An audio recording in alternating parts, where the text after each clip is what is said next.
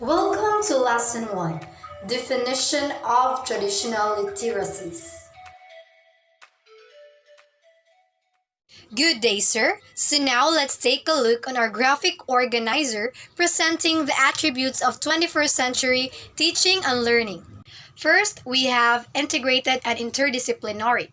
The new approach in 21st century education utilizes learning from various disciplines, identifying strategies or ways, and how they can effectively link subjects to enhance the learning experience of their students.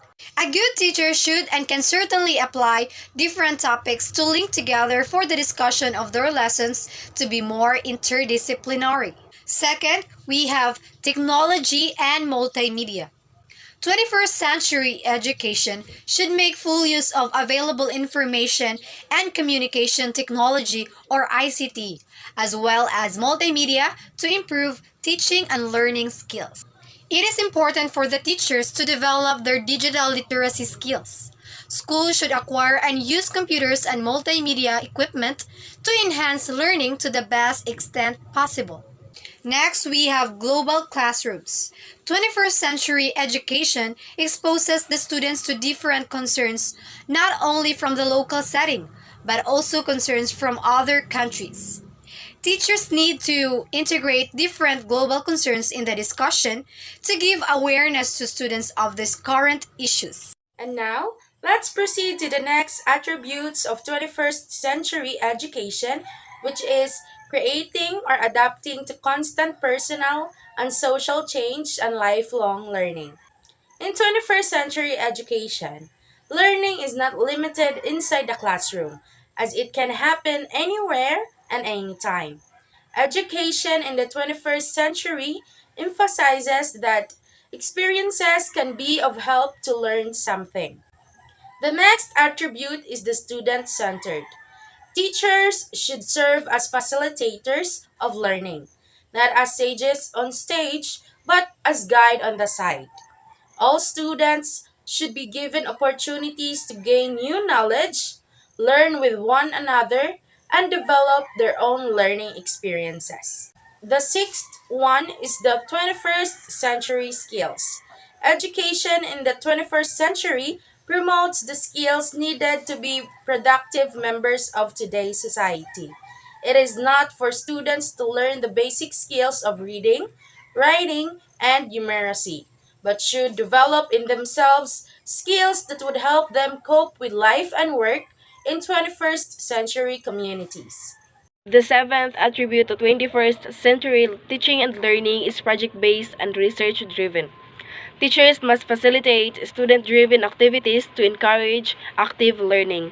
This implies that teachers of the 21st century must be knowledgeable about research to guide their students' learning through self-directed activities. Eighth is relevant, rigorous, and real-world. This critical attribute implies the topics are taught using current and relevant information and linked to real-life situations and context. So basically, 21st century education is flexible. It exposes students to different concerns not only in the local setting but also in other countries. Students are able to fit in their surroundings inside the 21st century education, which is one of the most important and intelligent steps for creating an education that will produce not just academically qualified but well-rounded and responsible global students. These attributes of 21st century education also shows that teachers and students are capable of regenerating ideas if there are some difficulties. Hence, this graphic organizer shows great clarity which explores the relation and connection of the critical attributes of 21st century education. Okay, the country that we chose to research about their literacy rate is the country of Singapore. Singapore became one of the member of the ASEAN nations on August 8, 1967. Singapore was one of those founding members of the ASEAN nations when it was formed together with the country of Indonesia, Malaysia, Philippines, and Thailand. And their capital city is Singapore. And their official currency is Singapore dollar. And the exchange rate of Singapore to US dollar is $0.70. And the exchange rate of Singapore dollar to Philippine peso is 41.10 Philippine peso. And their official languages are Chinese or Chinese Mandarin, Malay, Tamil, and English. And they had 12 ethnic languages. They are the Malay, Chinese, Tamil, English, Hokkien, Hanasis, Cantoses, Indonesians, Japanese. They have also Korean and Punjabi. And the percentage of their ethnic groups, first we have the Chinese, it composed of 75.9%, and then the Malays 15%, and Indians 7.5%. And the total population is 5.686 million in the year 2020. And their type of government is unitary parliament republic. And the name of the agency who took care of their education is the Ministry of Education. And the language that is used in school is English, the principal medium of instruction, and they had 185 primary schools and 34 universities. Annual education budget. Singapore's fiscal year of 2022 are projected to be $203.73 million, which is mainly for tuition fee loans, study loans to students from polytechnics and AUs. Percentage of education budget to the national budget. Singapore's education spending usually makes about 20% of the annual national budget, which subsidizes state education and government-assisted private education for Singaporean citizens and funds the Inducive program. Overall, literacy rate of the adults from the last 30 years. As you can see on the table, you can see that literacy rate of the year 1980s until 2020 changes. It started to increase by 3% from 1980s to 2011. In the year 2012 until 2020, the literacy rate dropped by less than 1%. Next is the overall literacy rate of female for the last 30 years.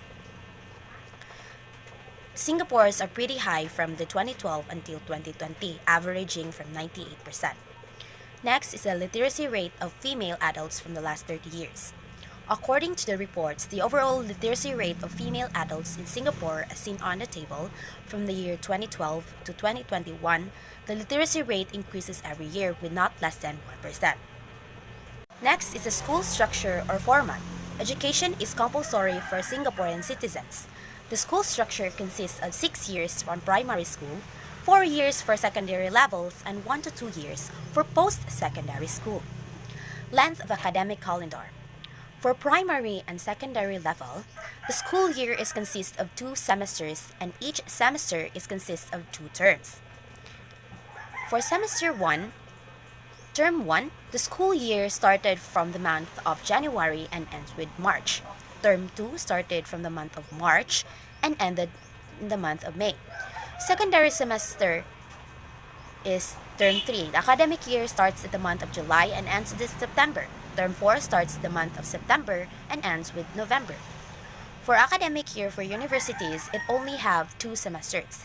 Semester 1 started from the month of August to December, while semester 2 started from the month of January to May. Next is the teacher-student ratio. So for primary school, the teacher-student ratio is 15:1, secondary level is 12:1, for junior college is 11:1. Next is the education plans in the future. First, traditional knowledge acquisition in teacher-centered classrooms to focus on their learning and learning collaboration. Next is to embrace Infocom technology in ICT as well as interactive digital media.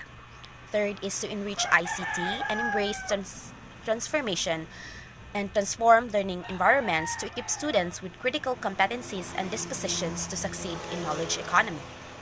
Here are the top 10 universities in Singapore. First is the National University of Singapore, followed by the Nanyang Technological University. Third is the London School of Business and Finance, Singapore. Fourth is the Singapore Management University. Fifth is the NSID in Singapore. Sixth is the PSB Academy. Rank 7 is the Singapore Institute of Management. And rank 8 is the James Cook University. And Singapore Institute of Management ranked for the 9th place, and 10th rank goes to for FSP Gain School of Global Management.